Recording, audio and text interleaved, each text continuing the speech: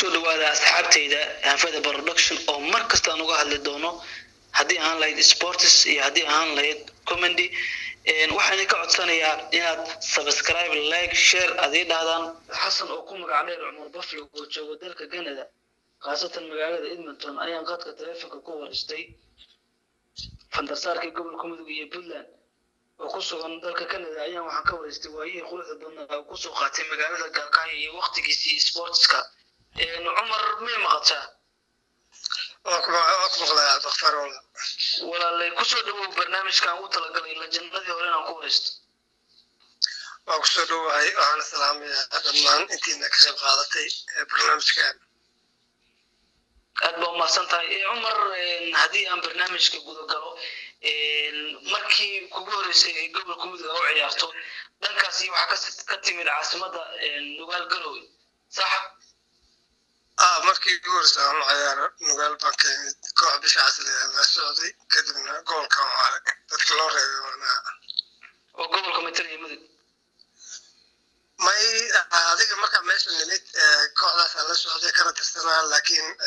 nin Cabdi Caseer la jiray oo gobolka ka tirsanaan jiray sportiisa wuxuu yiri in magaalada oo dhalatay sportigeeda dusay ana gobolkan sportigeeda ka mid noqotay adiga rag kale kula socdaba si ay goolka kula soo qaadaan sidaas aan bisha casar ka codsaday in aan Galkaayo u safto kadib bisha casar baa ciyaarto Galkaayo ka tirsan ما Galkaayo kooxdii markaas meel waxay burbursan baa xilligaas oo dagaal suuqiyo wax ka dhaceen intii joogtay baan ku midoobay aan qofna ka garanay kadib imisa koox baad u ciyaartay kadib wixii ka dambeeyay sportiga halkaas aan ka baabnay ashkura Allah la farashan rag badan meeshii sportiga nilay jiray ragad u tirada ka batay baa meeshaas ka dhisay maama Caasha Geel oo tiirka sportiga gobolka Mudug ayadan halka abaabul ka gashay team ilaado SWC ayaan waxaan noqday inaan ciyaaro Umar haddii aan ku weydiiyo markaagii kugu horeysay ee gobolka Mudug oo ciyaaris xagee ka ciyaaris position ka ciyaaris xilligaas waxaan ka ciyaari jiray position weerarka alasha iyo meelahaas ka ciyaari jiray maxaa kugu kalifay marka waqtigaagii dambe inaad magac ku samayso shaqada goolka والله waxaan u kalifay saaxiibo wax kala maayn wixii kooxda oo gool isku soo arooray meel baa laga wada keenay waa dhisnay waa fiican laakiin waa difaaciyada xilliga jiray ma ahayn difaaciya adag goalkeeper waxaa loo ahaa ninkii la oran jiray waxaa toogo uu fiicnaa laakiin difaaciya ilaaliya ma lahayn marka waxaa dhalisay xagga ka dhalanayeen marka kadib waxaan ka ogaanay booska buuxiyo kadaal عمر ميشي كرتا دافع ugu jeclad ama daafacyada ugu jeclad ay ku ciyaaraan Galkaayo difaacyada way kulli horta waan jeclaa dhalinyarada difaacyada goolka soo wada maray kulligood laakiin qof walba wuxuu leeyahay dream team kayga waa ayadoo sheegi karaa ishay Quatri Jungo Madobo iyo Nicoleado Madobo iyo Nicoleado ina qornay Ahmed qornay banka number 2 Madobe number 3 Farax Nicoleado San Masrur laba siis baan jeclaan lahaa inaan ka dhigo Nicoleado CC iyo Qadirale number 2 ka halkaan ka dhigan lahaa ma kabtanka ku shaqeyn lahaa mijir labada baan waxa ka dhigan lahaa Xasan Naafac oo midiga iyo Bidix Farash Muure afar Soomaali afkoor waxa ka dhigan lahaa Soomaali waan garto waa kooxda riyada wixii binjigeena waxa ka dhigan lahaa waxaan baa ma kala isla markii wajigtay ku emergency loo yaqaan ana ka dhigan lahaa ko ninka la yiraahdo in ku badhaynta badan ee la yiraahdo Masinga Liban Absalam iyo waxaan ka dhigan lahaa ninka la yiraahdo haddii ilaahay ku run yahay khaliif iyo laba hadda yaraa la dhihi jiray magaciisa ii sheegay horfe kaka waan gartay cumar waxaad ii sheegtaa markaad goalkeeperka ahayd ma jiray nin aad nacbeed oo yacni inuu markuu kaa soo horjeestaa ka baqi jirta inuu goolkaa dhali nin horta magaalo khatar ah dagaalkaayo oo aad u fiican oo tayo leh oo isboortigeeda u saracsana oo kulli waa laga wada baqaya laakiin ninka darbadiisa aan naabaa oo hadda xataa aan siraada waa badbaadisaan ku dhawaami jiray waa cali soomaali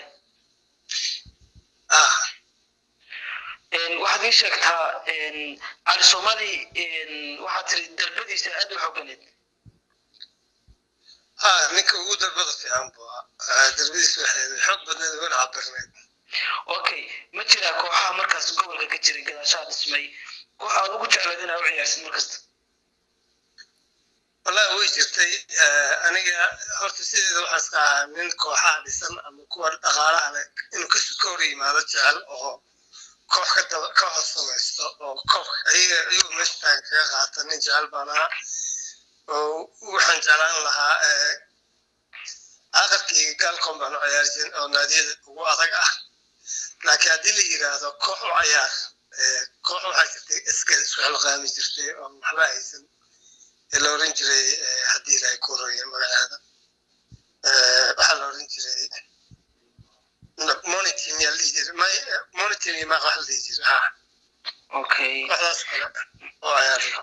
cumarow intaad goolaya ahayd ma xasuusataa badbaadintii kugu cajiibsanayd aad samaysay wallahi niyow badbaadin cajiiba oo aan sameeyey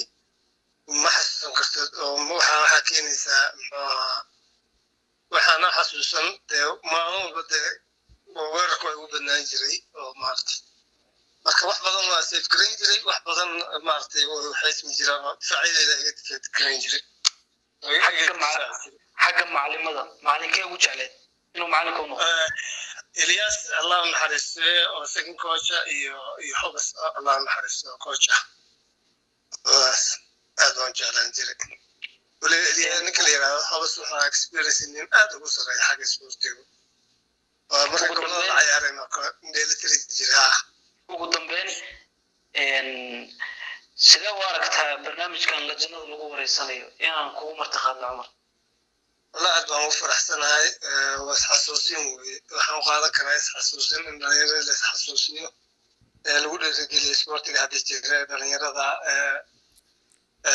ألف كيسين كذا من نوع جالان جروكا بس هذا السنين سلام ورثا إن قال كعيو مدك دبيني قرن عالمي والله نصيب ما واحد يحل في عنا هنا التكنولوجيا دلنا كيف راح لها وايو جرونك وحاوي أقرأ عالمي في عن اللي أنا كعيار دقح وحاول كداوا مجرني حتى ما نقال خلا حي إحنا جاري وحاول الله كيف راح دلنا عيارتاس هو أنا سكت عيار وحياله عيارها لو جيس مارتي أم في عنان نبض الأرض اوكي عمر السؤال ان اديكو كوخدا تايرتا كوخا يورو مانشستر يونايتد عمر aad baad ugu mahadsan tahay waqtiga muhiimka ah noo hortay waxaan ku rajeynaynaa mustaqbal ifaya waxaan ku leenahay aad baad u mahadsan tahay saaxiib idinka ma saaxiib kulligiin salaam alaykum